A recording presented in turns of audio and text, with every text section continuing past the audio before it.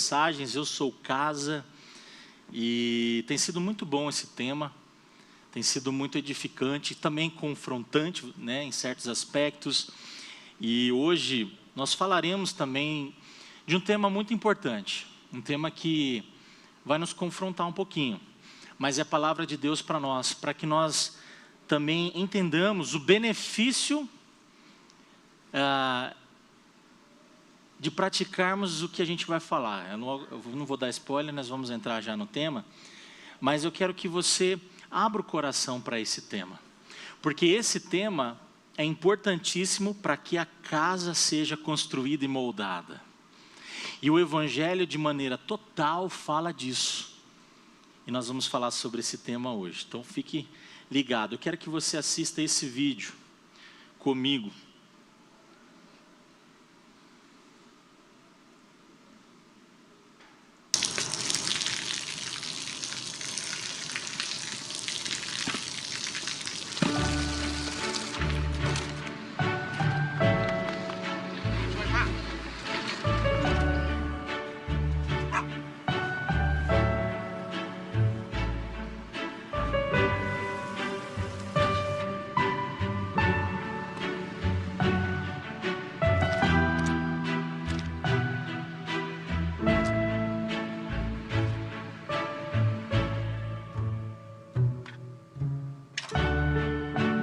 เขาจะได้อะไรถ้าเขาทำแบบนี้ทุกวัน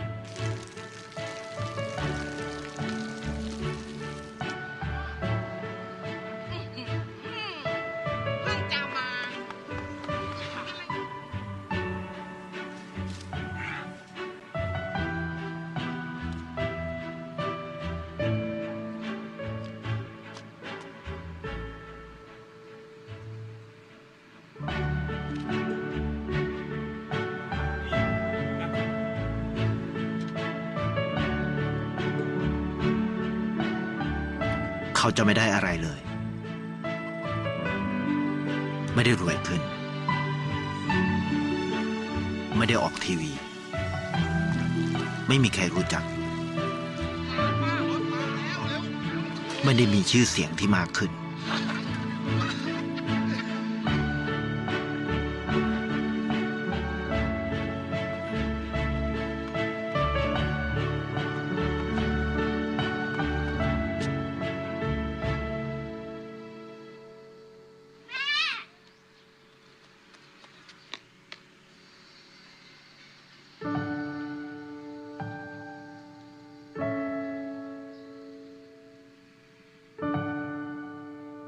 เพราะสิ่งที่เขาได้คือได้แค่ความรู้สึก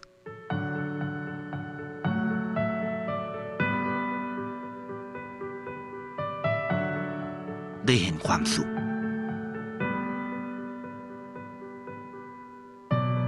ได้เข้าใจ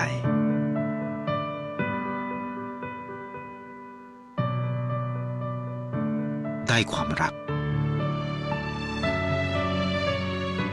ได้ในสิ่งที่เงินซื้อไม่ได้ได้โลกที่สวยงามกว่าเดิม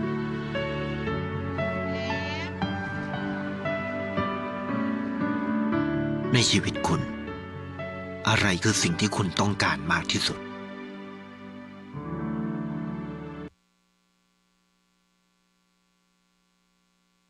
Bem, esse vídeo sempre mexeu muito comigo.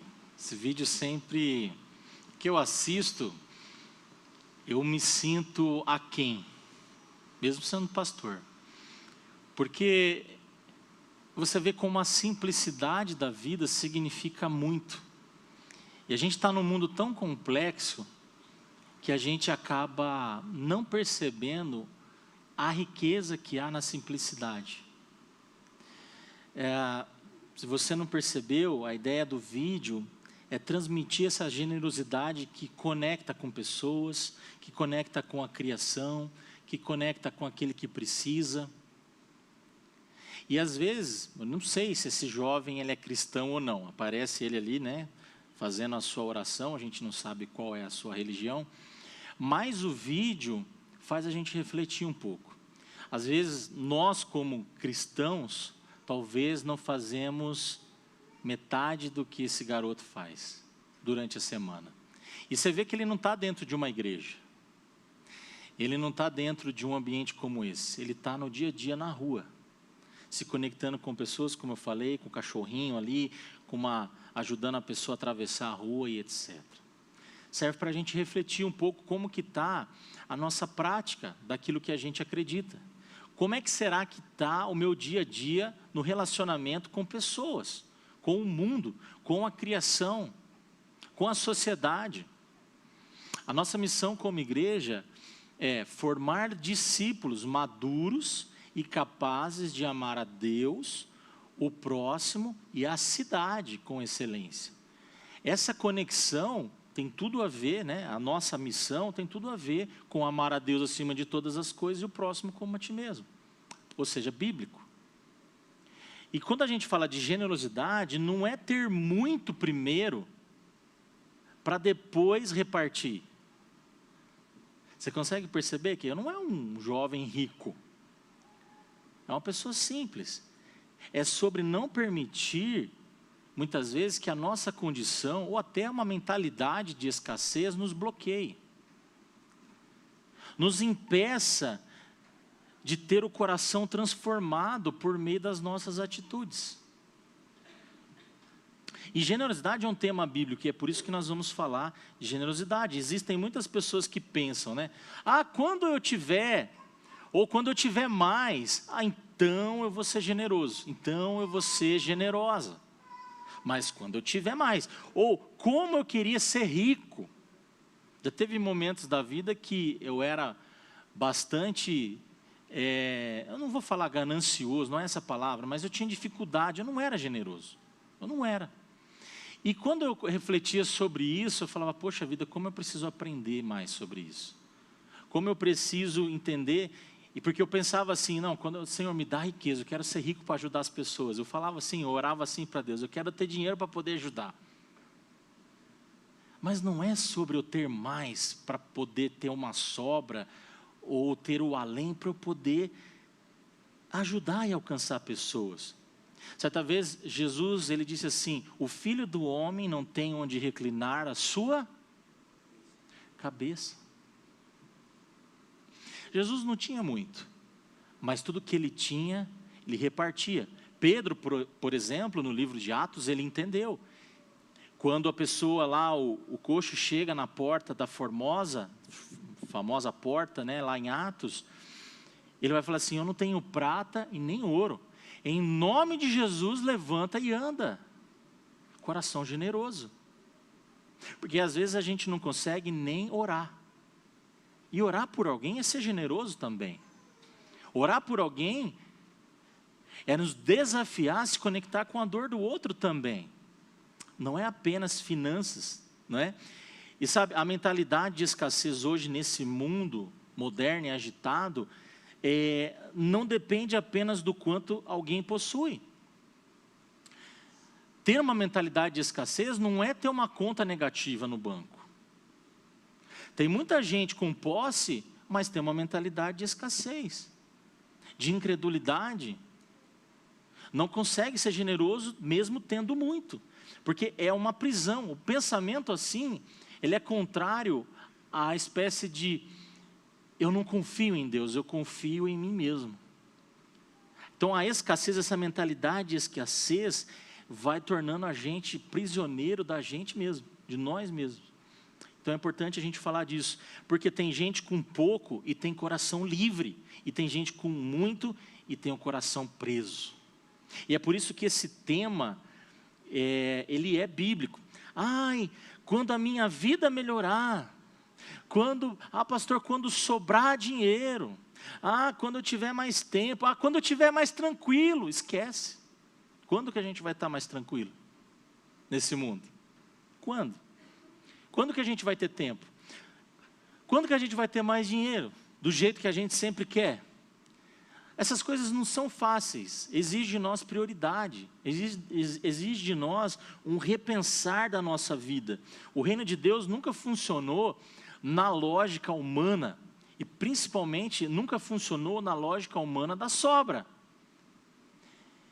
E o mais duro de perceber é que o reino de Deus, para muitas pessoas hoje, é sobra do tempo. Se eu tiver tempo, eu vou servir na igreja, eu vou para um pequeno grupo, eu vou para a igreja.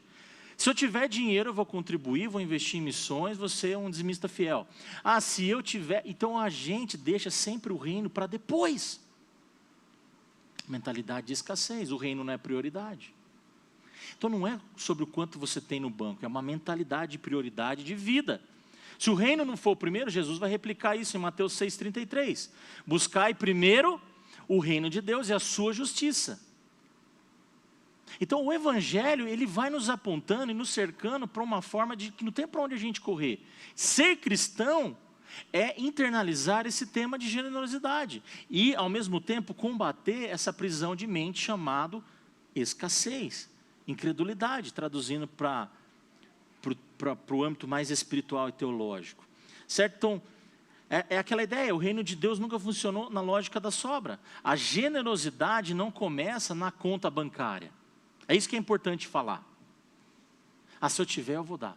Não, às vezes você conhece alguém que pode somar força com você. Você sabe que tem alguém que tem lá uma cesta básica. Você conhece alguém que tem um tempo livre, que tem um dom, um talento que pode somar num projeto que Deus está colocando no seu coração. E ser igreja é somar forças como se fosse um quebra-cabeça e a gente formar um grande quadro de servir a sociedade. É o que eu sempre falo, juntos a gente é mais forte. Juntos a gente vai mais longe, porque a gente tem mais cabeça pensando, a gente tem mais braço, a gente tem mais força, a gente tem mais recurso financeiro, a gente tem mais inteligência. E a palavra de Deus nos ensina em Provérbios que na multidão de conselhos há sabedoria. O evangelho, ele vai nos moldando para que a gente seja pessoas mais generosas. E é difícil, às vezes, como pastor, a gente vê um projeto travado, a gente vê uma coisa que não anda, porque cristãos que deveriam ensinar e até palestrar e até ser o exemplo de generosidade, não estão entendendo esse tema na perspectiva do reino. Abra o coração para isso nessa manhã. Deixa Deus falar ao teu coração. Talvez foi algum trauma que você teve, talvez foi alguma dificuldade que você passou na infância. O próprio pastor Saulo já contou de púlpito, que teve fases da vida dele, não é? Que ele teve que catar papelão, teve que ralar para caramba. Eu sei que outros também têm histórias difíceis na infância. E isso às vezes nos bloqueia, nos deixa preocupados com o futuro. Como que vai ser o futuro? Olha o mundo em guerra, olha as finanças, olha o Brasil, olha não sei o quê. E isso tudo contribui negativamente para a gente ter medo da falta. Ah, vai faltar. Inconscientemente, a gente começa a achar que não vai ter, que vai faltar. E agora eu tenho 3 filhos, o Iedo pensa, como é que será que vai ser minha vida? Qual que vai ser a conta de fralda que eu vou ter que fazer? E eu estou brincando aqui com eles, mas às vezes a gente pensa nisso, como é que vai ser? Ah, agora a Sara vai ficar um pouco sem trabalhar, vai ter que dar atenção para as crianças, diminui o orçamento em casa, aumenta as fraldas, e aí quando a gente vê, uau, é tudo que o inimigo às vezes quer para a gente ficar incrédulo. Consegue entender? E às vezes, o nosso coração vai se fechando e a gente deixa de perceber o que Deus está fazendo. E aquela pergunta, será que eu estou satisfeito em Deus? Com quem eu sou e com aquilo que Ele está fazendo na minha vida, na minha casa? É a questão de satisfação. A generosidade não começa na conta, começa num coração satisfeito em Deus. Em Deus. Guarde isso, Deus não precisa do seu dinheiro, Ele quer o seu coração. Tudo começa no seu relacionamento com Deus, como está o seu coração. E é isso que o apóstolo Paulo vai ensinar na carta de 2 Coríntios 9, que nós vamos trabalhar nessa manhã. A matemática do reino é diferente da matemática humana, secular. O mundo é racional demais. Não que teologicamente não somos, mas as coisas do reino às vezes são inexplicáveis. Às vezes a gente não entende o transcender de Deus para muitas coisas. Mas existem princípios que a gente não pode negar. Princípios que norteiam a vida do cristão. A igreja de Jerusalém, em 2 Coríntios 9, que a gente vai ler, só dá um pouco do contexto, ela sofria mais do que a nossa geração até. Ela sofria perseguição ferrenha, dura. Ela tinha escassez de fato de alimento, não tinha comida. Nesse contexto de 2 Coríntios 8 e 9, eram dificuldades mesmo à flor da pele. O povo estava preocupado, o povo estava em necessidade.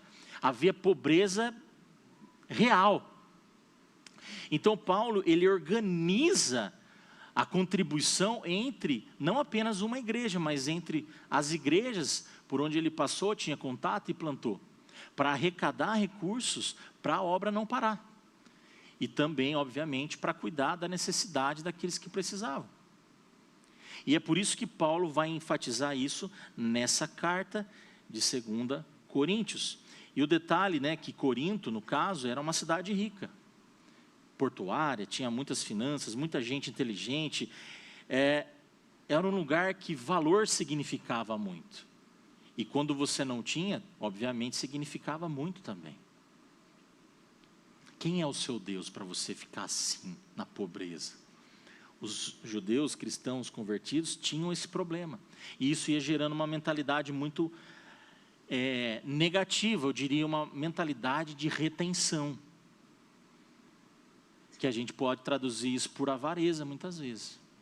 E a gente deixa de servir ao reino para servir a nós mesmos. Porque no reino, segurança, gente, não vem do acúmulo. Não é acumulando que a gente vai ter segurança. Não é, a abundância não nasce de uma espécie de avareza. Isso não é prosperidade bíblica. Certo? Não é a provisão, por exemplo, ela não vem de eu me tornar uma pessoa cada vez mais egoísta. Você vê, não conecta com eu dizer que eu acredito num Deus provedor, no Deus de toda a provisão, se eu sou uma pessoa egoísta. Não faz sentido, não conecta, né? A gente percebe que há um choque aí. Então a generosidade cristã é um ato da gente confiar no atributo de Deus, no caráter de Deus, em quem Ele é. Ele falou que vai cuidar de você. Ele já prometeu que vai cuidar da sua família. Ele já disse, antes mesmo no Novo Testamento, por meio do salmista, por meio de todas as histórias que a gente vê no Antigo Testamento, que não vai faltar. Eu já fui jovem, agora eu sou velho, eu nunca vi o justo a mendigar o pão.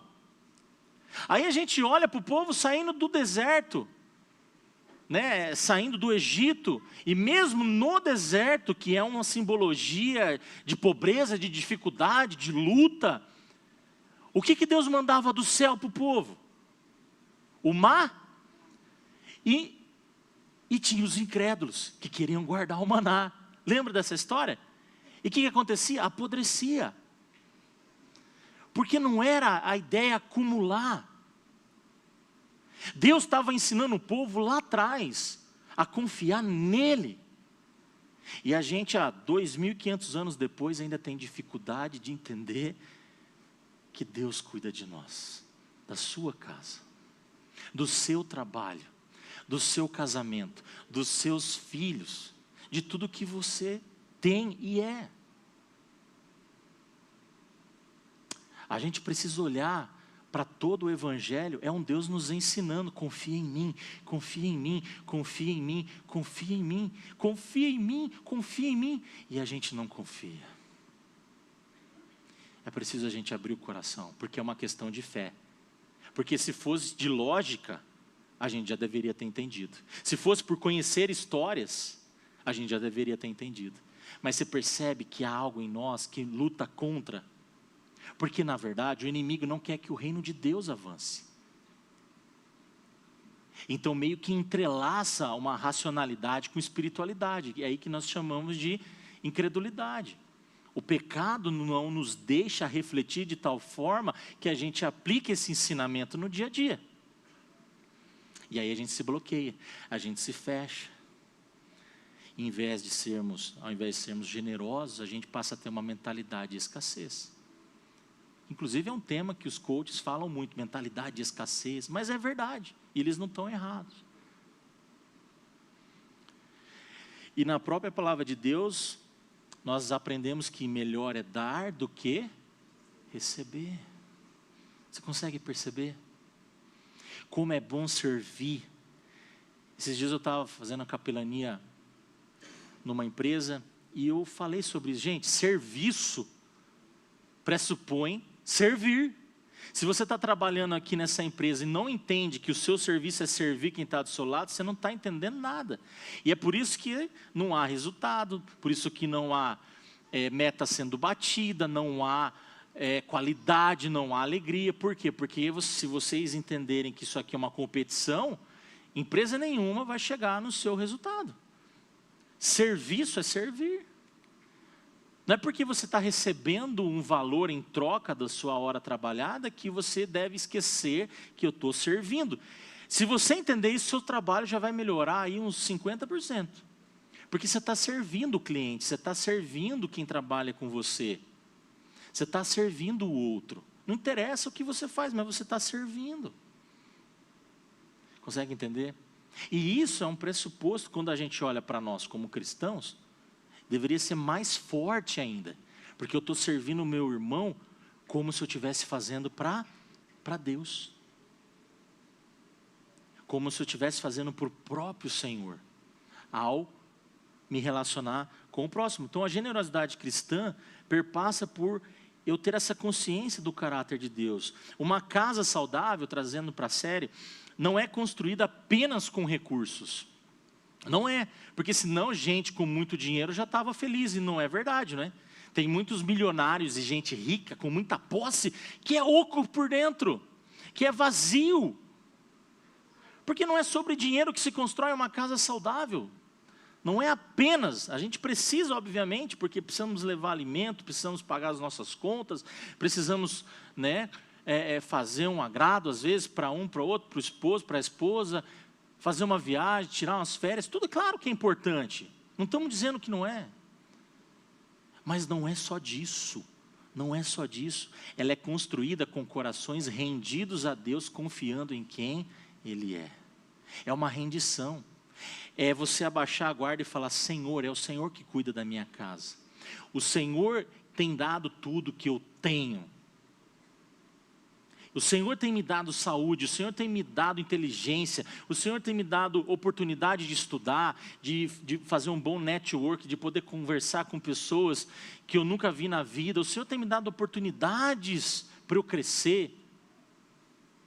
A gente tem que ter essa consciência de devolver a Deus o mérito que é dele, porque basta Ele cortar de você um pouquinho da sua memória, basta você ficar um pouquinho doente, que seja, pelo amor de Deus, Deus me ajuda, eu preciso respirar, eu preciso estar bem para trabalhar. A gente já começa a clamar por Deus. Mas quando tudo está bem, a gente se esquece do Senhor.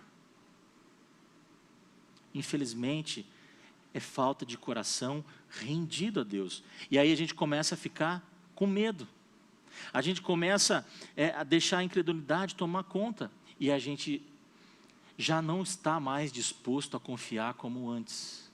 Por isso que por vezes a vida ela tem que ser altos e baixos. Porque se ela for sempre linear, a gente se esquece de Deus. É só você observar, olhe países de primeiro mundo, o cristianismo tem sido assim meio que uma opção. Olha o que aconteceu com a Europa, olha o que tem acontecido com os Estados Unidos. A igreja é só, se der eu vou, se não der está tudo bem. Porque tem uma vida confortável, tem uma vida abastada, tem uma vida que em certo ponto não consegue perceber que é Deus que está provendo. Quando tudo está bem, a tendência do ser humano é relaxar. A tendência do ser humano é ficar tranquilo. Às vezes os BOs, as lutas, as dificuldades nos colocam no corre, nos tira do comodismo, nos faz ir para frente. Pode olhar, gente, a maioria das histórias de superação é de gente que estava numa dificuldade extrema, não é? E de repente alguma coisa acontece, aquela pessoa começa a se virar, falar com um, com o outro, e aí vem até aquele plot twist de cinema, né? um Silvio Santos da vida e coisa do tipo que a gente conhece, que é até típico de Hollywood, A Procura da Felicidade. Quem lembra desse filme? Filmaço. E uma cena que me pega demais naquele filme é quando o Will Smith entra com o filho dele, lembra, no banheiro? Eu até chorei naquela cena, porque um pouco antes eles estão sentados na linha do trem, do metrô, e está ali o menininho, e quem é pai já fica mole nessa hora, né? Porque você já começa a se imaginar ali com o seu filho, né? E ele senta ali, e aí o filho falou, essa máquina é a máquina do futuro. Lembra disso que o cara fala que é a máquina do futuro? E não, aí o Smith ainda duro, não é. É máquina do futuro, sim, pai. Aí ele meio que cai na real, é verdade, aperta o botão aqui, e tal, e vamos entrar ali na caverna. Aí eles entram num banheiro público do metrô. Quantos lembram dessa cena? Aí ele entra e eles vão dormir. Ele não tinha onde dormir, mas um coração generoso transforma uma dificuldade em algo bom, e releva e filtra tudo. É a capacidade de filtrar um momento difícil e torná-lo bom. E aí ele dorme ali com o filho dele, o menininho já está dormindo, aí eu tenho, sei lá quem quer, mas alguém, imagino que seja um homem, que era banheiro de homem, e querendo entrar, e ele mete o pé na porta para não deixar, e tampa o ouvido do filho assim, para ele continuar dormindo. Aí você fala, uau, que filme. Mas eu sei que você, pai e mãe, faria o mesmo pelo seu filho. Mas às vezes a gente não faz o mesmo pelo nosso pai. Às vezes a gente dá uma chuvinha e já não vem na igreja. Dá uma unha encravada, acontece alguma coisinha. Eu não vou mais na igreja. O irmão olhou torto para mim, não quero mais saber daquele lugar. É para a gente refletir. Aconteceu alguma coisa numa área que você está servindo, não quero mais servir. O pastor falou duro comigo, já não vou contribuir mais. Como se fosse para mim, né? Mas a gente precisa refletir. Recurso financeiro, gente, na nossa vida é consequência de um coração rendido. É consequência, tua contribuição é reflexo de quem você é em Deus. De quem você é em Deus. Contribuir, dar o dízimo, a oferta é efeito, não é causa. É efeito de quem eu sou, daquilo que Deus está fazendo na minha vida e na minha história. Não é causa, é efeito, é desdobramento, é consequência. Certo? Por isso nós estamos falando sobre casa generosa constrói o reino. Uma casa generosa constrói o reino de Deus. Nos constrói primeiro. Lembra do slogan lá do início da série? Primeiro em nós e depois através de nós. Se Deus não trabalhar no seu coração, você nunca vai se abrir para o coletivo. Você nunca vai desejar ser corpo. Você nunca vai querer ser um com o seu irmão.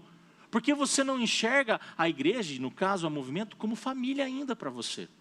Mas quando você virar essa chave, você falar, não, aqui é meu lugar, eu pertenço a esse lugar, quem está ao meu lado é meu irmão. Ninguém solta a mão de ninguém, vamos para cima junto, conta comigo para o que deve e é. Aí tudo muda. Aí você quer servir, você quer contribuir, você, aonde que eu me encaixo? Olha, pastor, esse é meu dom, eu quero fazer alguma coisa. E as coisas começam a acontecer. Observe bem essa imagem. De um lado você tem uma pessoa aparentemente com muito, mas na cultura da retenção. Não é? Então isso é uma prisão. A escassez é pensar, certo, na sobra o tempo todo. Eu só vou fazer se sobrar, eu só vou fazer se tiver tempo, eu só vou fazer. Eu coloco sempre um se. E geralmente é se sobrar, ou tempo, dinheiro, recurso, coisa do tipo. E nós vivemos nessa cultura de guardar, de acumular, de controlar. A gente quer controlar tudo, a gente quer acumular o máximo que a gente puder. Porque o medo da falta domina o seu coração, o nosso coração, o coração dessa sociedade. É o medo da falta. É o medo de não vai ter. Tem gente que entrega tempo por sobra. Até entrega, mas é porque está sobrando. Não é por adoração. Serve, sim, mas por sobra. Não é por adoração.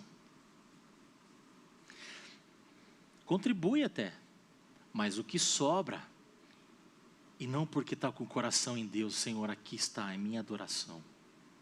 É porque sobrou. Esse aqui é do Senhor.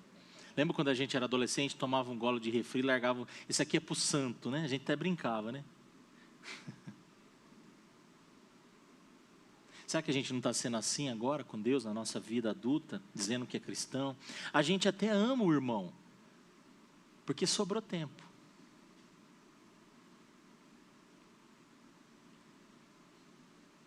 Esses dias eu conversei com um pastor amigo meu, eu falei assim, o Ricardo Costa, que eu chamo de meu mestre, né? Eu falei, mestre, carinhosamente eu chamo ele assim, eu só quero ser um pastor segundo o coração de Deus, mais nada. Eu só não quero errar o alvo. Não tenho pretensão de nada. Porque no mundo que a gente está vivendo, se a gente for crente, meu Deus do céu, já é muita coisa.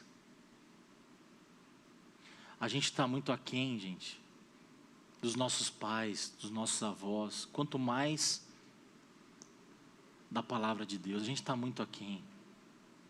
As gerações antigas oravam muito. Investiam demais no reino. Serviam sem reservas. Quantas histórias a gente não sabe de missionários que vieram da Europa, dos Estados Unidos e plantaram igrejas no solo brasileiro e fizeram colégios e fizeram orfanatos e tantas coisas. Parece que não acontece mais. Porque no fundo é uma geração ensimesmada que olha para o próprio umbigo. O que importa é a minha vida. E se sobrar um tempo eu me engajo com a igreja, com o reino, com as coisas de Deus. Então o problema não é você possuir coisas. Não é, claro que não é. O problema é quando as coisas possuem você. A inversão. É quando a gente inverte essa lógica. Aí tudo muda. É a mentalidade de escassez. Primeiro eu garanto o meu. Depois, se sobrar, Deus vai receber aí alguma coisa. O meu irmão, e assim por diante. Não é apenas falta de recurso, é falta de confiar em Deus. É falta de entender quem Ele é e o que Ele fez por você. E aí eu posso categoricamente dizer, isso é incredulidade, isso é pecado. É pecado. Quando eu não confio em Deus, ao ponto de eu vou cuidar da minha vida, eu vou cuidar das minhas finanças, eu vou controlar quem eu sou, eu que vou filtrar, eu que... Peraí, mas e Deus? Não, Deus é um detalhe. Deus é igual o ChatGPT, que eu só chamo ele quando eu estou em dúvida, quando eu estou com uma dificuldade, não sei o que fazer, e ali eu vou fazer a minha oraçãozinha de petição, nem de agradecimento é. Deus resolve porque eu já não consigo mais. Deus é aquela última opção, aquela, sabe? Não é a primeira, é a última. E é óbvio que quando a gente tem esse relacionamento de que Deus é sempre o último, o meu servir vai ser o último. O meu tempo vai ser o último para Deus. O meu recurso financeiro vai ser o último. Tudo vai ser o último. Porque já no meu coração, quem eu sou e quem eu estou me tornando, Deus já é o último. Por isso que eu digo que é efeito. A causa é o problema do nosso coração, é a incredulidade da nossa alma.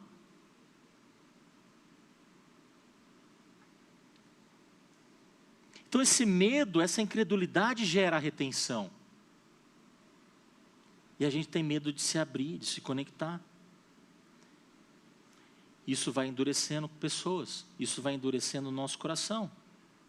Faz ela parar de confiar, de repartir, de amar, de servir. Não é?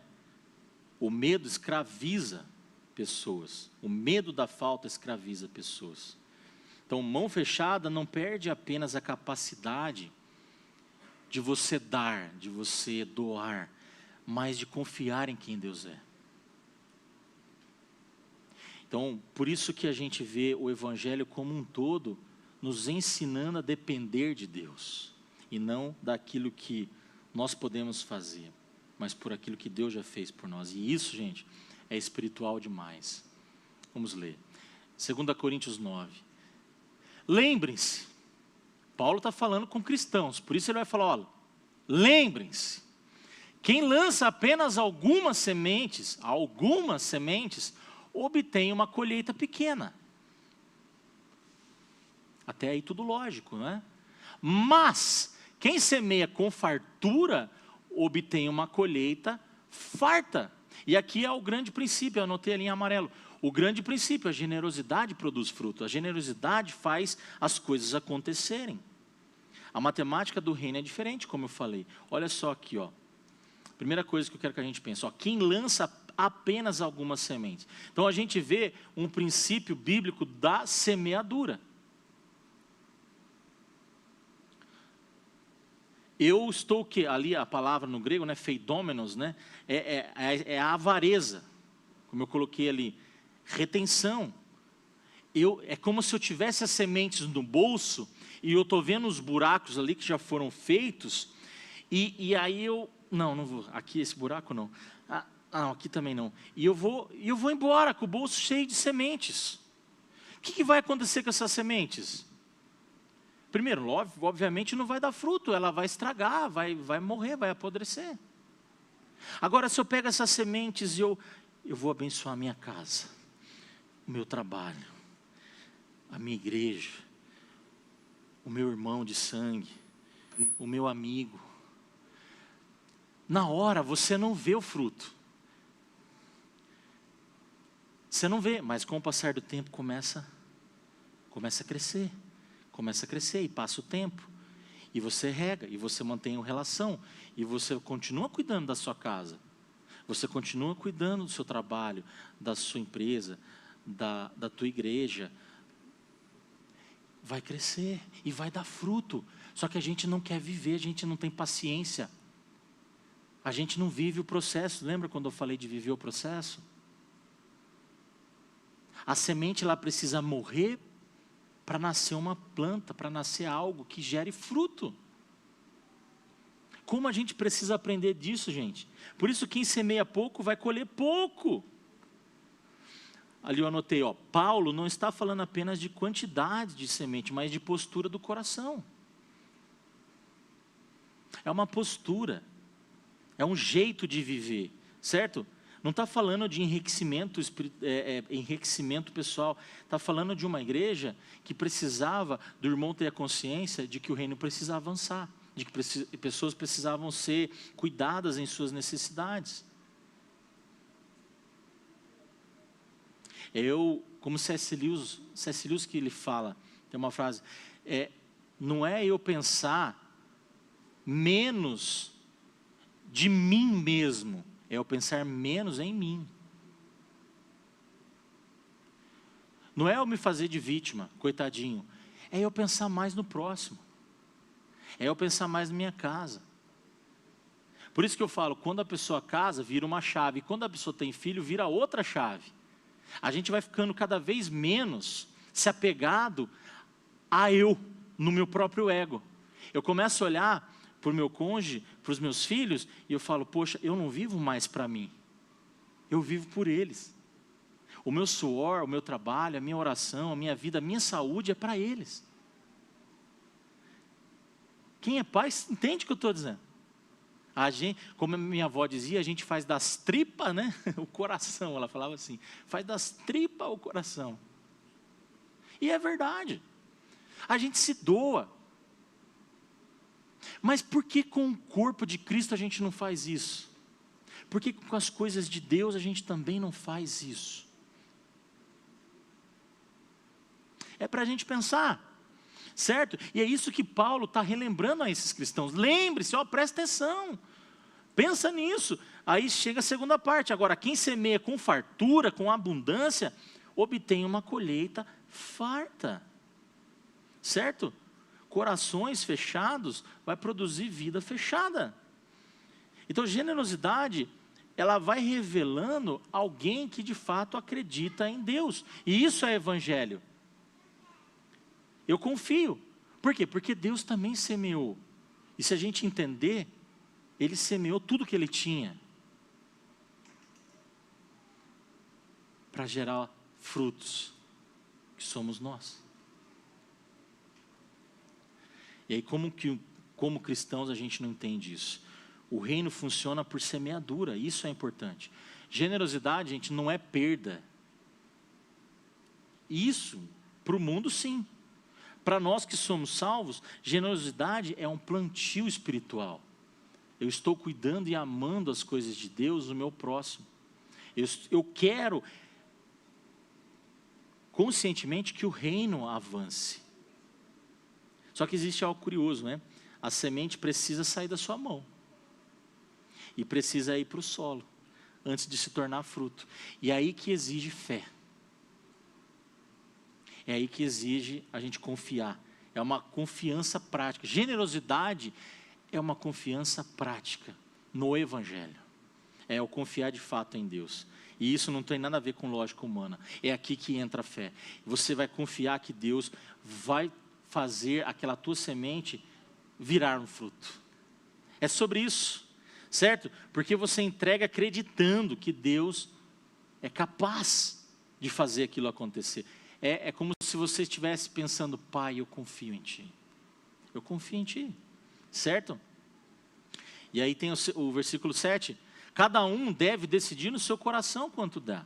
Não contribuam com relutância ou por obrigação, pois Deus ama quem dá com alegria. Deus ama quem dá com alegria. Então a palavra aí que pesa para nós é uma dor emocional. Sabe? Não queria, mas Senhor. Não é assim. É ao contrário, é você pensar no Evangelho, pensar no que Deus fez e tem feito por você, e aí aquilo gera uma alegria no seu coração, uma motivação, de eu quero fazer parte do que Deus está fazendo, por isso eu vou contribuir com o meu tempo, com a minha alegria, com o meu coração, porque é assim que eu vou me tornar uma pessoa mais nobre em Deus, eu vou me tornar uma pessoa que entendeu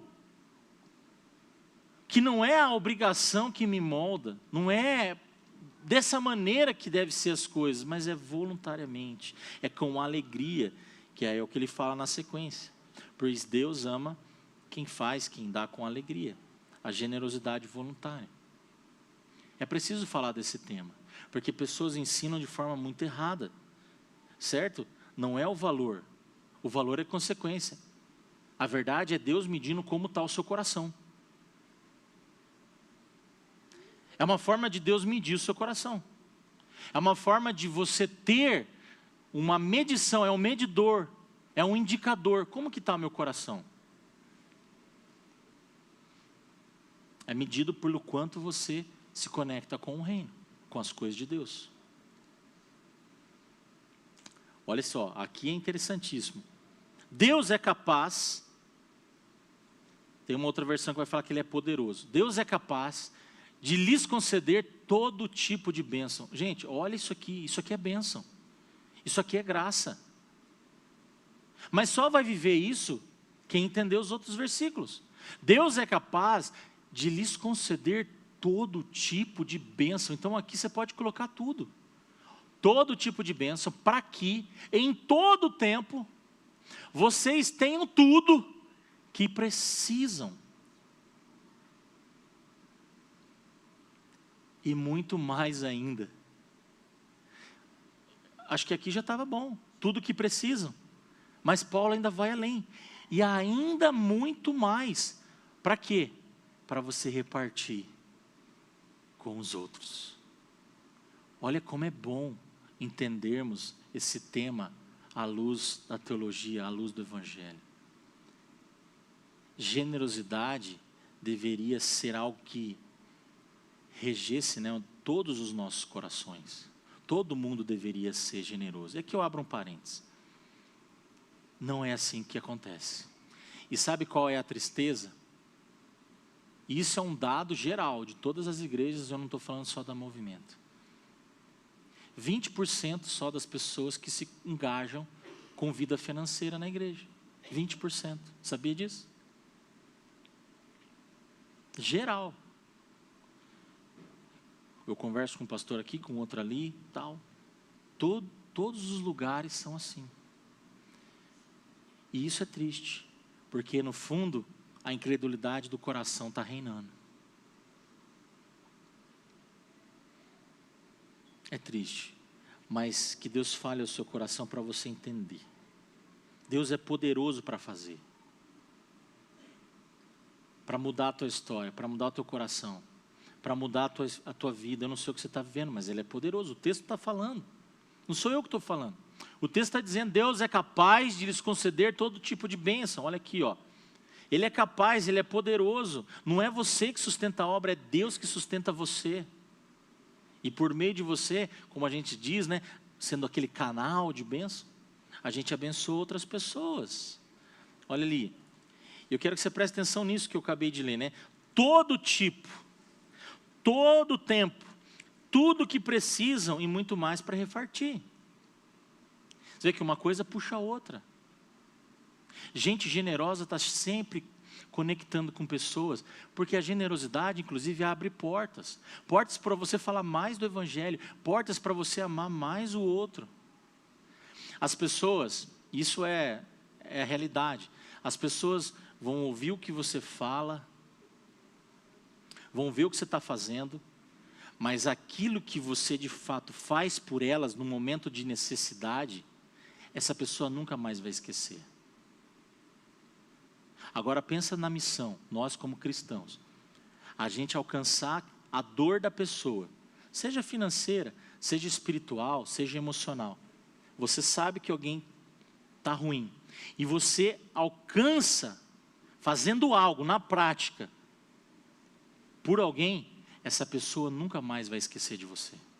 Agora, se você é um cristão, olha a porta que você abriu para apresentar o amor de Jesus. Tudo porque você decidiu confiar em Deus e ser generoso. Entende porque o diabo não quer que você seja generoso? Entende porque o inimigo não quer que o reino avance? Não é sobre dinheiro. É sobre o coração. É sobre o meu e o seu coração. Eu me desapego, porque não sou eu que controlo. Não sou eu que gera a minha própria saúde, não sou eu que gero minhas próprias conexões. Tudo é Deus. É em tudo. Ele é capaz, Ele é poderoso, Ele pode fazer infinitamente mais tudo o que pedimos ou pensamos. É uma paráfrase do mesmo texto do apóstolo Paulo. Porque Ele é poderoso para fazer infinitamente mais. É a mesma teologia. Paulo está falando a mesma coisa. Todo tipo de bênçãos para que em todo tempo vocês tenham tudo o que precisam e muito mais para repartir. Mas eu tenho que ser generoso para entender isso. É só vivendo essa fé na prática. Não tem como. Não tem como. Isso é toda a graça que Paulo vai dizer. Toda, para sempre, em tudo. É eu entender que a suficiência não está em mim, está no Deus que é poderoso para fazer. Consegue entender, gente? É o desejo de Deus nos abençoar para a gente repartir. É o desejo do Senhor para a gente repartir. Essa teologia precisa matar a sua incredulidade, mortificar esse medo da falta no nome de Jesus. Você não pode ter medo do futuro. Você não pode ter medo da falta. Essa é a verdadeira teologia da prosperidade. E não o que estão falando por aí. A teologia da prosperidade verdadeira é essa. É você plantar no reino e saber que os frutos vão vir. Deus não vai te deixar faltar. Não vai. Eu já falei isso outro dia. Eu sou prova disso. Não faltou. Já passei momentos difíceis no seminário. Não faltou. Deus envia pessoas para cuidar da gente. É igual Elias lá, que os corvos lá iam levar comida na boca do Elias. Não deixa faltar. Mas só vai viver isso quem se entrega. Só vai viver isso quem quer amar a Deus e fala assim: Deus, eu quero ser um cristão 100%. 100% eu quero confiar em Ti. Se até investidores no secular arriscam, sem saber o que vai dar. Nós estamos falando de Deus, nós estamos falando de uma palavra que é promessa. Ele vai fazer acontecer, vai fazer o fruto acontecer na tua vida. Aí a gente não confia em Deus. A gente confia mais no investidor, no banco, no CDB, no CDI. A gente confia mais, mas em Deus não. É a nossa incredulidade reinando. Deus te dá porque você planta e confia. Faz parte do processo. Deus, Ele dá tudo para nós. Deus, Ele dá a chuva. Deus, Ele dá a terra. Deus, Ele faz a semente crescer. Mas plantar por você, Ele não vai fazer. Plantar é você. Deus, Ele vai, perceba, Deus, Ele faz tudo. Mas plantar é você. E se você planta o amor na sua casa, você vai colher o amor. Se você planta discórdia no seu trabalho, você vai colher discórdia. O que você estiver plantando na sua vida hoje, é o que você vai colher. E não estou falando só de dinheiro. O que você tem plantado? Esse é o ponto. O que você tem semeado por aí? Você vai colher. Talvez você esteja colhendo hoje o que você plantou há 10 anos. O que você plantou o ano passado. O que você plantou há 20 anos, entende? A colheita é inevitável. Não tem como você plantar abacaxi e colher manga. Tem jeito? Não. Por quê? Porque a gente sabe que a natureza nos ensina. É o princípio da semeadura. O que você tem plantado? Essa teologia, como eu disse, precisa matar a sua incredulidade. Olha só, o 9. Dizem as Escrituras, e aqui é o Salmo 122, se eu não me engano. Compartilha generosamente com os necessitados, seus atos de justiça serão lembrados para sempre.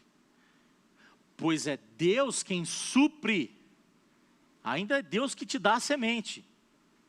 Semente hoje, a gente poder traduzir, são ideias, pensamentos, conexões, recursos financeiros, saúde, tá? Sementes, para o que o semeia. E depois o pão para o alimento. Da mesma forma, Ele, ó, futuro, promessa. Ele proverá e multiplicará a sua semente. E produzirá tudo futuro, tudo promessa, tudo o que Deus está prometendo fazer na sua vida.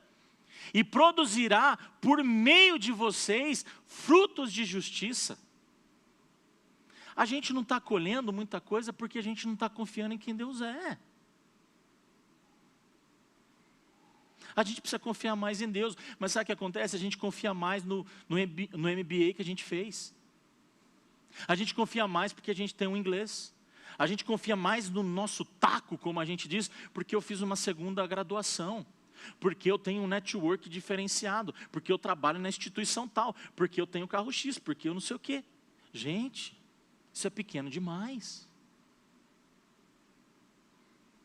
E o que Jesus fez por você na cruz? Não vale nada. Não está significando nada para você semear, para você refletir e pensar. Paulo vai dizer que se nós pensamos mais nessa vida, nessa era presente, a gente é os mais miseráveis.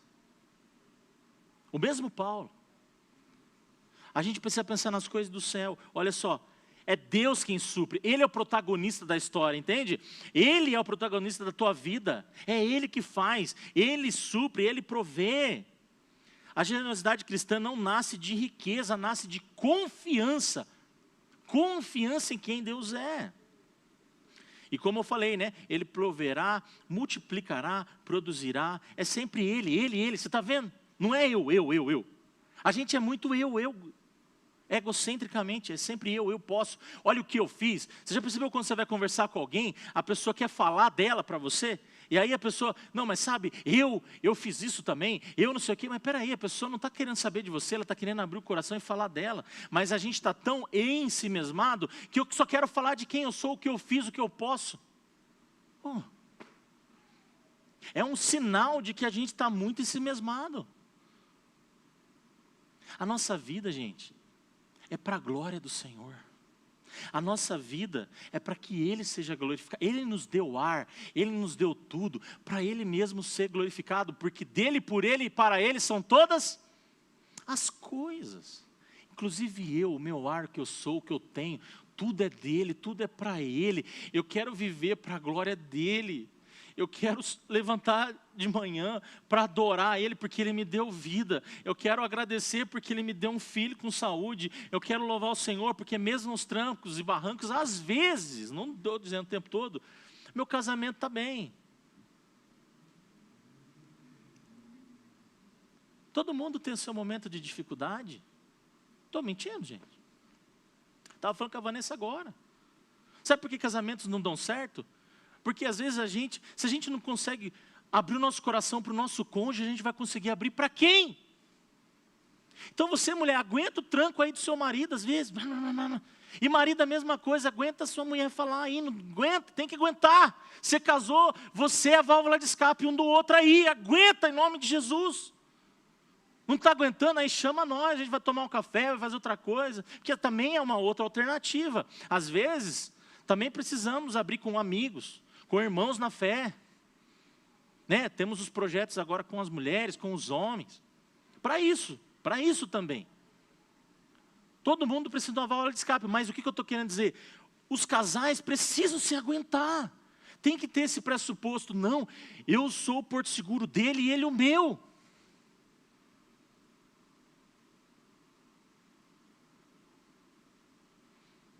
Isso é amor. Se não puder, como é que faz? A gente não aguenta.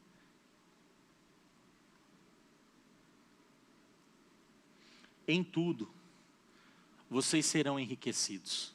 Olha isso, gente. É só bênção atrás de bênção no texto. Tem gente que só fala, é dinheiro, é dinheiro. Olha, gente, abra a mente. Em tudo vocês serão enriquecidos, a fim de que possam sempre, ser sempre generosos, quando levarmos a sua oferta para aqueles que precisam dela. Eles darão graças a Deus. Deus ainda vai ser glorificado em tudo isso, porque você desejou e teve a intencionalidade de ser generoso.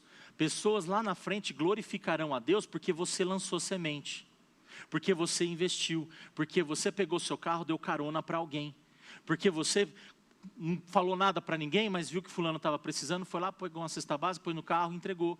Porque você desejou e deseja ser generoso. Isso é ser cristão. Isso é ser aquilo que Deus espera que sejamos. Não é para ostentar, não é se enriquecer para ego, para postar no Instagram, para mostrar para todo mundo, eu consegui, você não, continua aí, ô pé rapado, vai, que um dia você consegue ser igual eu aqui, olha só para onde eu fui. A gente é assim. E como que a gente glorifica a Deus sendo assim, egoístas, pequenos? Não tem como, gente. E eu sei que você está entendendo o que eu estou dizendo. Eu não vou mais postar nada no Stories.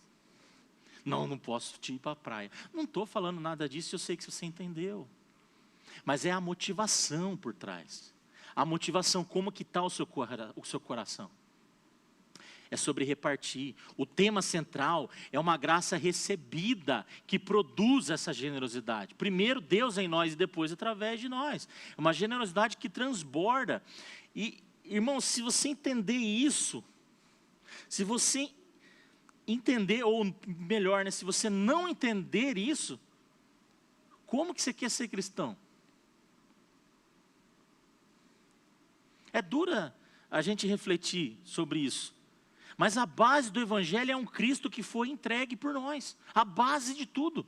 É Deus enfiando. Lembra João 3,16? Porque Deus amou o mundo de tal maneira que deu seu Filho unigênito, para que todo aquele que nele crê não pereça, mas tenha a vida eterna. Ele deu, Ele se doou, e Ele não deu dinheiro, Ele deu muito mais do que dinheiro, Ele deu a vida do seu próprio Filho para nos amar na cruz. Aí quando eu olho para isso, como que eu não me entregarei a Ele? Aí a gente canta, tudo entregarei. Mentira! Hipocrisia do nosso coração.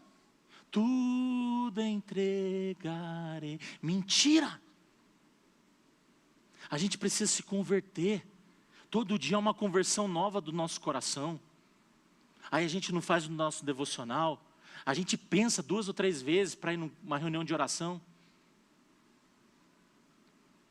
Gente, a gente precisa se converter ao Senhor de novo. Entender que a base do Evangelho é um Cristo entregue por nós. Se você não consegue entender essa entrega, você nunca vai entregar nada. Você nunca vai entregar nada. O Evangelho inteiro, isso aqui é síntese, é uma história de entrega. O Evangelho inteiro é uma história de entrega. Jesus, olha isso aí que eu grifei, não é a sobra de Deus para nós. Jesus não é a sobra do Senhor para você. Não é a rapa do tacho do céu para a sua vida. Jesus não é. Nunca foi, e nunca será, e nunca deveria ser. Isso tem que mexer com a gente. Jesus não é a sobra. Jesus é o tudo de Deus para nós. O tudo de Deus para nós. A avareza, ela é incompatível com o Evangelho da entrega de quem Deus é. E eu vou falar um sonho meu aqui com o pastor aqui, eu falo baixinho. Sabe qual que é o meu sonho com o pastor? Pensando no reino. É que a gente chegue a 50% de gente que contribui. Ah, pastor, achei que você ia falar 100%. Não, 50%. Meu sonho, porque daí para frente já é com Deus, já é milagre, já é o céu abrindo, já é o mar, já é tudo. Se a gente chegar em 50%, a gente avança os nossos projetos, a gente tem sala de adolescente para fazer, a gente quer melhorar a área do Kids, a gente quer comprar esse espaço, a gente quer fazer, a gente quer abençoar mais pessoas. Falei para o Léo esses dias, falei, cara, como eu queria ter recurso para a gente comprar kimono para as crianças, vamos pensar num projeto, para pôr toda molecadinha de kimono. Mas sabe quanto custa um kimono? Quase R$400, 300, R$400. Gente, é pensar no reino, é pensar em abençoar pessoas. Não é ostentação, é reino, é fazer a diferença na vida de pessoas. É continuar evoluindo como igreja, como gente, como família que se ama. E Deus sabe, o conselho sabe que a gente abençoa pessoas, eu sei que você também sabe. A gente abençoa missionários, abençoamos um essa semana, que nem é da nossa igreja, chegou para nós, abençoamos. A gente abençoa pessoas, gente. A gente não precisa ficar falando toda hora, mas é preciso que você saiba, é importante você saber, a gente abençoa pessoas, a gente faz a diferença. Uma igreja onde pessoas entendem que generosidade não é perda, esse é meu sonho. Generosidade são sementes, é adoração. Generosidade é adoração, é rendição. Mas infelizmente ainda tem muita gente que tem o que a gente costuma dizer, aquele termo, né? Consumidores. Tem muita gente que é consumidor, que frequenta, que usa a igreja, que está aqui, mas nos enxerga como se fosse um teatro, ou de alguma forma, eu estou no cinema e acho que eu posso criticar isso, acho que eu posso criticar aquilo e tal. Você está na casa de Deus, e Deus te chamou para conectar e amar pessoas, e fazer a diferença. Mas poucos entendem esse privilégio, de que a própria casa está sendo elevada, está sendo edificada, está sendo construída no Evangelho. E esse é um tema que a igreja moderna precisa demais aprender. Ser generoso, contribuir de fato. E olha aqui para a gente resumir, para você entender. Então, o que nos ensina o texto de 2 Coríntios 9, do 6 ao 11? A graça produz generosidade. Quem foi alcançado pela graça aprende a viver repartindo. Deus sustenta quem confia nele. Deus cuida daqueles que não vivem preso, certo? Não vive preso ao medo da falta. Tudo que recebemos deve servir ao propósito do reino. Recursos, presta atenção, são ferramentas e não ídolos. Não pode ser ídolo no nosso coração, certo? Vidas generosas produzem frutos eternos, frutos eternos. A sua ação prática pode alcançar alguém para sempre, certo? O reino floresce através de corações liberais e disponíveis. Gente disponível, gente que está sempre se entregando pelo reino. Olha o que John Piper vai dizer. Nunca haverá um homem generoso sem que primeiro exista um coração profundamente satisfeito em Deus.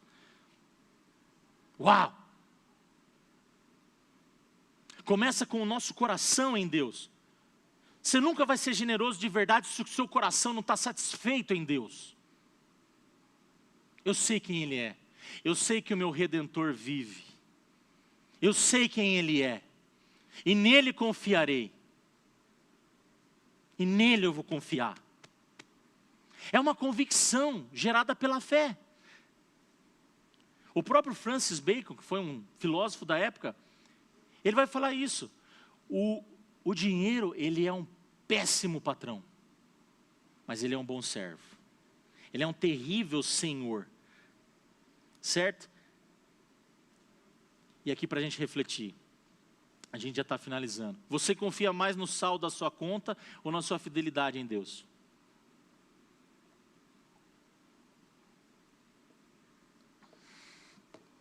Você serve ao Senhor com o que te sobra ou com fé? Quando as coisas não estão bem, você continua fiel, você continua abençoando, você continua sendo generoso.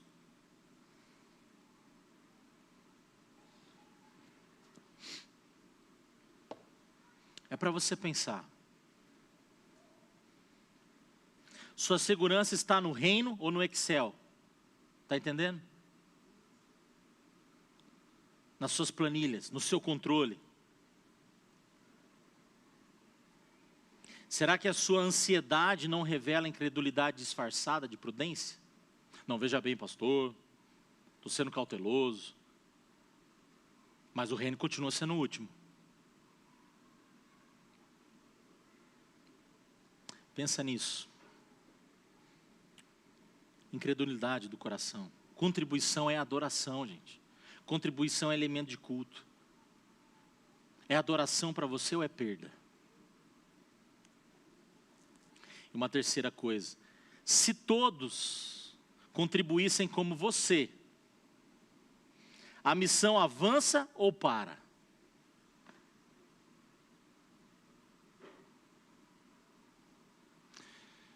Se todos contribuíssem como você contribui, a missão avança ou para?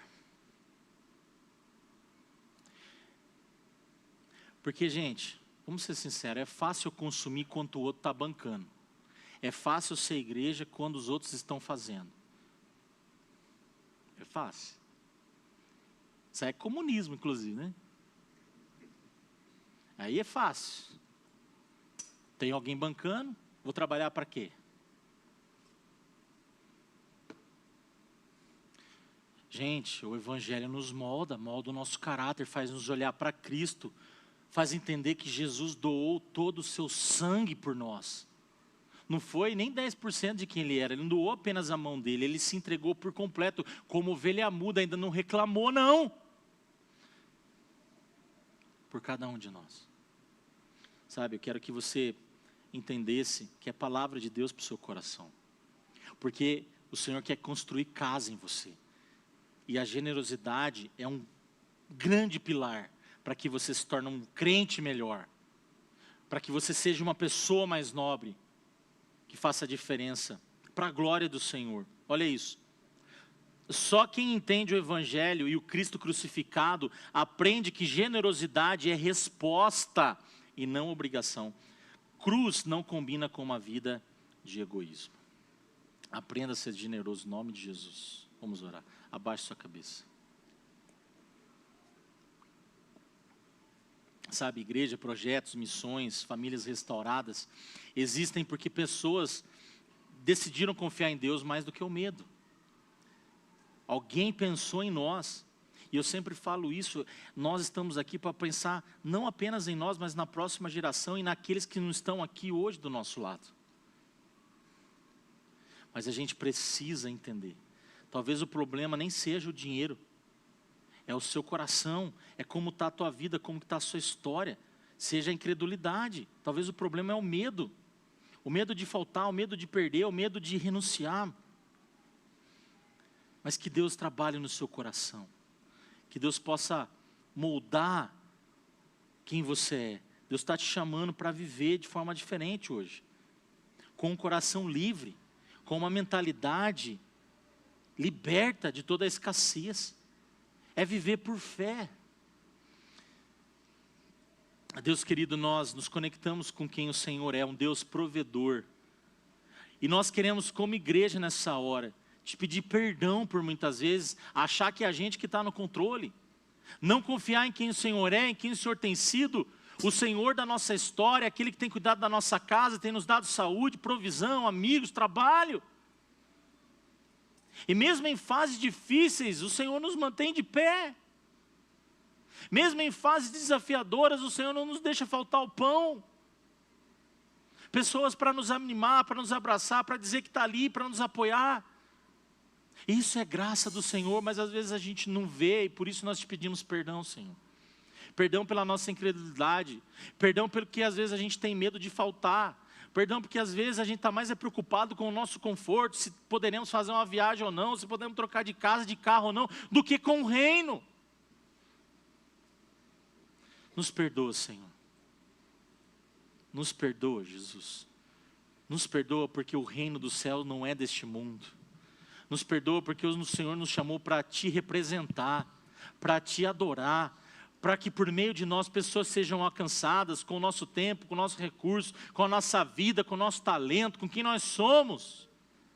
Por isso, ó Pai, traz de novo a consciência no nosso coração. Nos ajude a confiar e descansar em Ti. Nos ajude, ó Pai, a descansar em quem o Senhor é. Cuida, ó Pai, da nossa dificuldade. Cuide de nossas dores. Molda o nosso coração no nome de Jesus. E nos ajude a sermos pessoas generosas. Porque o Evangelho é uma história de generosidade.